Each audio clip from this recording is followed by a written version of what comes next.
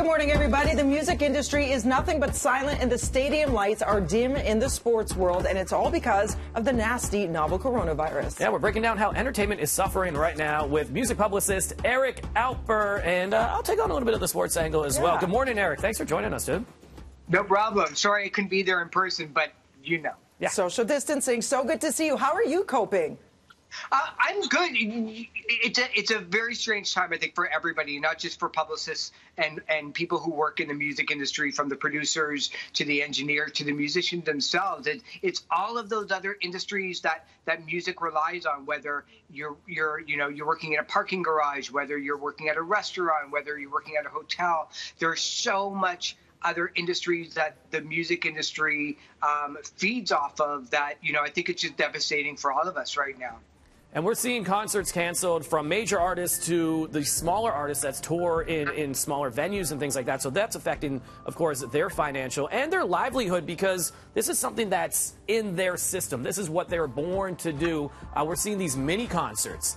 Especially in the last number of years, where a lot of musicians, almost all of them, have seen their income shift from the recorded side of things, the albums, CDs, and vinyl, to the live show. And when you can't actually perform in concert, you lose a lot of that income immediately. So, that's going to be really interesting to see what the musicians are going to be doing in order to kind of make up for that. But right now, they're still doing living room concerts. They're trying to do everything they can to stay busy and keep the music out there. But it's just a little bit ironic that music is the one thing that makes us all happy. But music is the one thing that's definitely being devastated right now.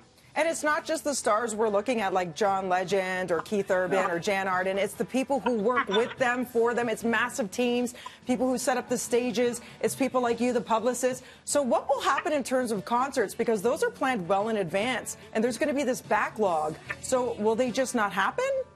No, a lot of the booking agencies and artists are right now, they're working on rescheduling all of their dates. A lot of these canceled shows and postponed shows were booked almost a year and a half in advance, because they try not to overlap with other superstar artists that are touring at the same time. So if this all kind of pans out the way that the government is telling us, we should see just a massive influx of superstar shows in September onwards. And that's going to put a little bit of a hit in the wallet of fans, because they're going to have to decide which ones they want to go see in 3 months rather than, say, a year spread out. So that's going to be fascinating for me. Yeah, all of a sudden your dollar's not being spread throughout 12 months. It's in a short period of time, so you got to choose, as you mentioned. Plus, then we got the sports side of things, because at that point, the NBA and the NHL would be looking to come back, and they share a lot of the same venues, the teams themselves, but then with these superstars. And I think because of TV contracts, I feel like the sports teams will have the priority over those as well. Yeah, absolutely, because not only do they own the venue and the property, but they also own the parking, and they own all of the food and alcohol ability to do that. What's going to be really interesting to see is how much the government is going to get spoken to by all of these associations, looking not necessarily for handouts, but just for monetary help. I know that a number of Canadian music organizations are talking with the local government, the provincial and the federal government right now for assistance.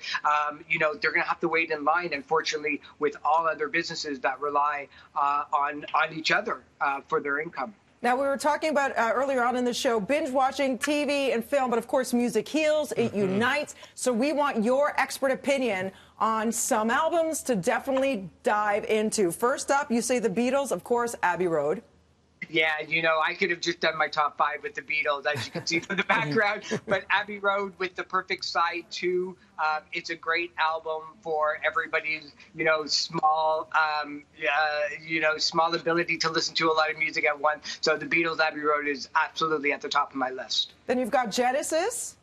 Got Genesis Abacab right there. And one of my all-time favorite albums from one of my all-time favorite bands. Genesis is back. They're touring for their first shows in over 12 years in the UK. Expect them to come to North America in 2021. Kendrick Lamar. Yeah.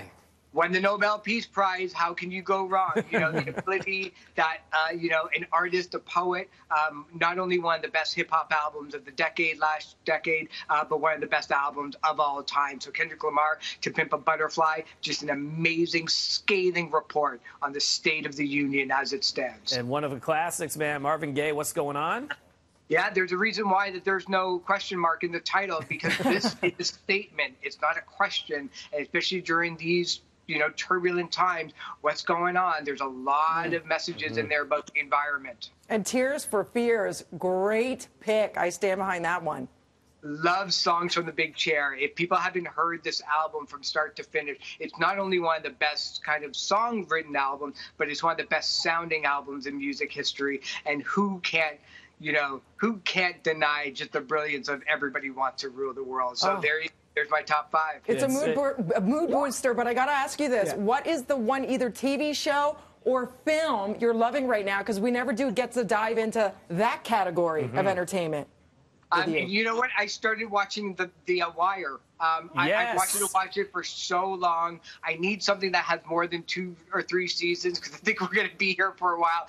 But The Wire, if you love, you know, cop shows and police shows, this is so brilliant. I'm loving this. I'm watching a couple of hours every single day. One of the best written shows pretty much of all time. Earlier this week, I did a Stringer Bell reference in, of course, Idris Elba, and when we were mentioning him. And Dina had no idea what I was talking about, so thank you. Thanks, Eric. Yeah. Thank you so much. We'll see you soon. Love to your family, too. We'll check in a bit. Right now, we're going to check in with Mel in the newsroom.